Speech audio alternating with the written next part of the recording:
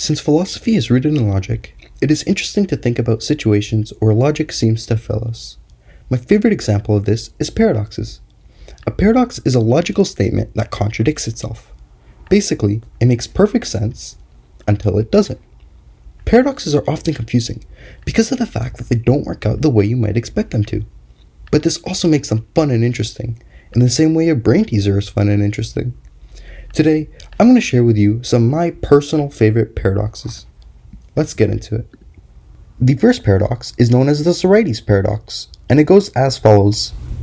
Imagine someone offers you exactly 1 cent, and in exchange, they get to cut off your finger. What would you say?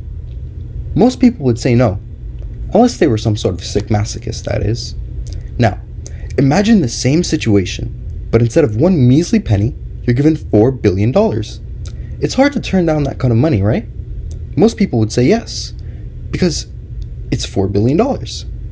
Now, because you'd say no to 1 penny, and yes to $4 billion, this means that there has to be some sort of minimum amount of money for which you'd let someone cut off your finger. Just as an example, let's say that number is $1 million. Now, here's where things get interesting. If I offered you $999,999.99, exactly 1 penny less than $1 million, obviously, you'd still say yes. After all, it's just 1 cent less. You'd have to be crazy to turn down that kind of money, just because it's 1 cent off $1 million. But now, what if I offered you $999,999.98, which is exactly 2 cents lower than $1 million? What about 3 cents lower? At what point does it end? And that's the paradox here. It's impossible to have a minimum amount of money required to let someone cut off your finger. Here's another way to look at it. Say you have a small pile of sand. Let's say that pile of sand has 100,000 grains of sand in it. Now, we can all agree that 1 grain of sand on its own is not a pile of sand, and neither is 2 grains of sand. Same thing follows for 3 grains of sand. But what about 99,999 grains of sand? That's still a pile of sand.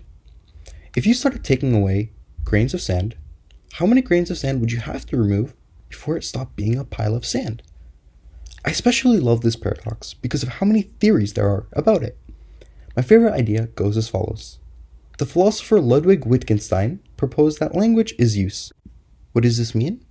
It means that when you speak and when you use words, you use them with the expectation that you will garner certain reactions from others.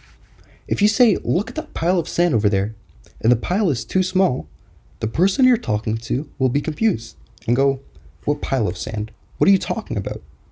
But if the pile, quote unquote, in question is large enough to be considered a pile, then you can expect that person to understand what you're talking about, and they will recognize it as a pile of sand.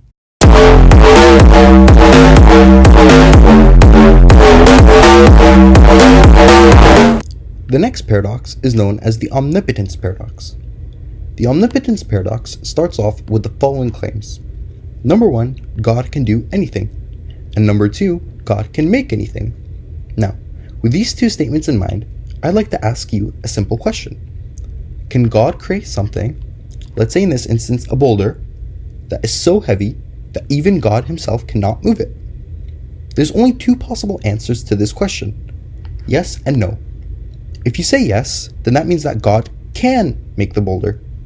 Statement number 2, God can make anything, checks out. But if God can't move the boulder because it's too heavy, then we violated statement number 1, which is God can do anything, since moving the boulder would be doing something. Now, if you answered no, then that would mean that God cannot make the unmovable boulder.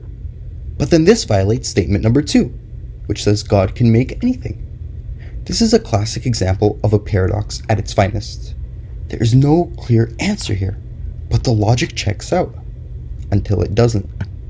A popular reply to this paradox goes as follows. God has omnipotent power, meaning he has infinite and endless power, power that we as humans cannot even comprehend. What does this mean? It means that God, if he wanted to, could just do both things at the same time, perhaps through the use of alternate universes. In one universe, he's not moving the boulder because he chooses not to. In the other universe, he's not making the boulder because he chooses not to. This way, he's never actually contradicting his power. He's just making full use of it. The third paradox is known as the liar's paradox. You want to enter a room with infinite money and riches, but there are two men guarding the entrance. One of the men is wearing red, while the other is wearing blue. Mr. Blue tells you that Mr. Red is a liar, who can only tell lies, and Mr. Blue also tells you that he can only tell the truth. Suddenly, Mr. Red chimes in and says that Mr. Blue is telling the truth, and that Mr. Red, who is speaking, is a liar. They then tell you that the combination to the locked door is 1, 2, 3, 4, 5, 6, and that all you have to do is enter the combination, and the infinite riches are all yours. Wait a second, you think to yourself. If Mr. Red can only lie, and he said that Mr. Blue is telling the truth, then Mr. Blue must be lying. But if Mr. Red also said that all he can do is lie, then he must be lying about that too, right? But one of them has to be lying. If Mr. Red is the liar, then that means that when he said Mr. Blue is telling the truth, that was a lie. And Mr. Blue was lying to you. But wait, if Mr. Red is a liar, then Mr. Blue has to be the honest one, because one is a liar and one is telling the truth. But how can he be the honest one if Mr. Red, who can only tell lies, said that Mr. Blue is telling the truth? Are you confused? Because I'm confused too. And that's the beauty of this paradox. It's simple in its concept, yet it's super complicated. And yet, that's exactly what makes it a paradox. There's no real answer to it. You'll never know the combination, because there can't be one. This next paradox is known as the surprise test paradox. Let's say that it's Friday. Your teacher tells you that you will have a pop quiz sometime in the next week. You, being the smart little philosopher that you are, tell all your friends not to study. Why? Because you've deduced that it's impossible for your teacher to give you a pop quiz. It can't be on Friday, because by Thursday night, you'll know it has to be on Friday, since that's the only day left in the week. And if you know it's on Friday, then it's not a surprise, and thus your teacher can't give you the test then. If it can't be on Friday, then it also can't be on Thursday, because by Wednesday night, you'll be expecting it to be on Thursday, since the teacher can't give it out on Friday. But then this also means that it can't be on Thursday, because you'll be expecting it on Wednesday, seeing as how Thursday and Friday are impossible. You follow this line of logic to its conclusion. Your teacher simply cannot give you a surprise test anytime next week, because it will be impossible for it to be a surprise. Your classmates all praise you, and nobody studies over the weekend. So how is it then that you're all surprised when she gives you a surprise test on Wednesday, and you all fail? This paradox applies really well to the real world. People don't always do the logical thing.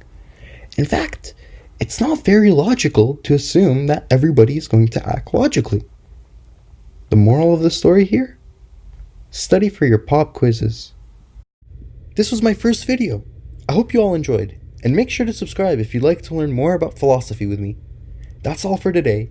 Thanks for watching, and be sure to tune in next week for more layman's philosophy.